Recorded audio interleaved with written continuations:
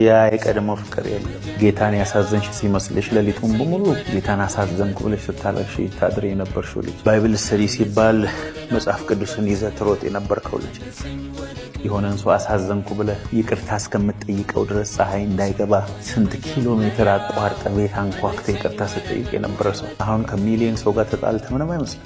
ያ ሌሊት በሌሊት ጋቢ ለብሰህ ቸርች የምትመጣው የለም። ያ መንፈስ ቅዱስ ሲመጣ ሴንሲቲቭ ሆነ ድሮ የምትነካው የለም። አሁን የእግዚአብሔርን ድምፅ ለመስማት ከቤት ተጎትተህ ነው የምትወጣው። ምክንያት ካገኘ ሁሉ ትቀራለህ። ድሮ ግን ባረ ላይ ሽጉጥ ቢደቀን አትቀርም። ስለ ጌታ አውርተህ አትጨርስም። ከተንበረከክ አትነሳ። አሁን ትዝ አይልህም። ቤተክርስቲያንን እኮ ነው የወቀሰው ጌታ። የቀደመው ፍቅር ትተሃል። ያ ረሃብ የለ።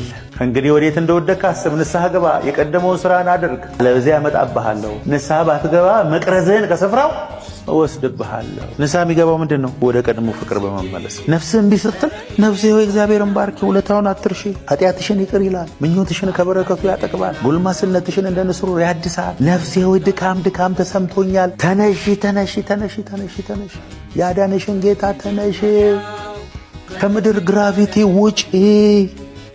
ነፍሴ ሆይ ነፍሴ ሆይ ይቅርብሽ። ከባድ ንዛዜ እኮ ነው እግዚአብሔርን አለመውደድ፣ ሴንሲቲቪቲን ማጣት። ጌታ ሆይ ወደ ፍቅር መልሰን